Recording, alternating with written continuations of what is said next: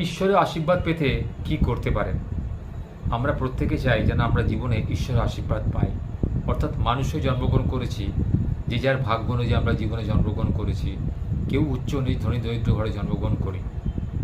সেই অনুযায়ী আমরা আমাদের ভক্তি দিয়ে, শ্রদ্ধা দিয়ে, কর্ম দিয়ে কিন্তু ঈশ্বরের আশীর্বাদ পেতে পারি। ঈশ্বরের আশীর্বাদ পেতে গেলে আমাদের সৎ কর্ম করতে হবে, সৎ বাক্য বলতে হবে, সৎ সংসর্গে মিশতে হবে। অযথা সময় নষ্ট না করে সেই সময়টাকে যেন প্রকৃতির উন্নতির জন্য, নিজের উন্নতির জন্য এবং দশের উন্নতির জন্য ব্যয় করতে হবে। তবেই কিন্তু ঈশ্বর আমাদের আশীর্বাদ করবেন।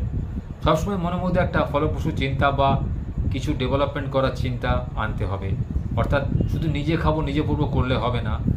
আপনার সমসাময়িক যেসব ব্যক্তিরা খেতে পায় না বা ভিক্ষুক রয়েছে, তাদের যদি সাহায্য করতে পারেন, তাহলে কিন্তু সেটা ভগবানের কাছে আশীর্বাদ স্বরূপ।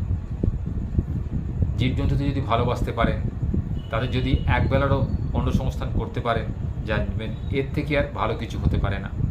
ঈশ্বর আপনাকে মনে মনে আশীর্বাদ করবেনই। আপনি বাড়িতে যদি শান্তিপূর্ণ পরিবেশ বজায় রাখতে পারেন, মা লক্ষ্মীর আরাধনা করতে পারেন, তাহলে দেখবেন আপনার সংসারে কিন্তু উন্নতি হবে, আপনার সংসারে আয় ব্যয় বাড়বে। আপনি জীবনে অনেক উন্নতি করে ভালো থাকবেন।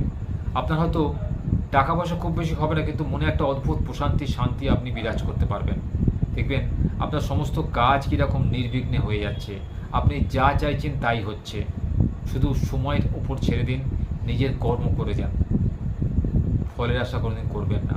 দেখবেন যারা সৎ কর্ম করে তাদের দেখবেন ফলাফল ঠিক সৎই আসে, উপযুক্ত ভালো ফলাফল আসে।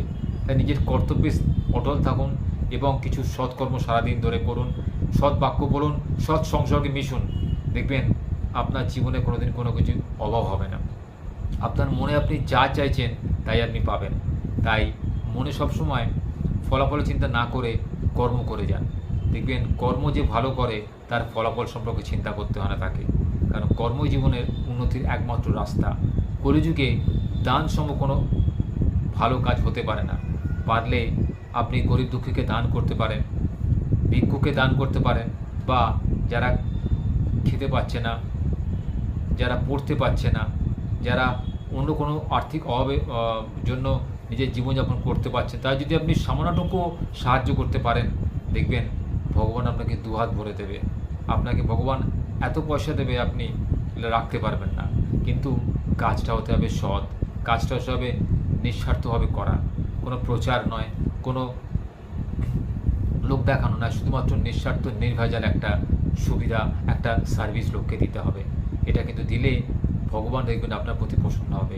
আপনার মন যখন ভালো হয়ে যাবে, যখন অন্যের জন্য কাঁদবে, দেখবেন ভগবানের মনও আপনার জন্য কাঁদবে।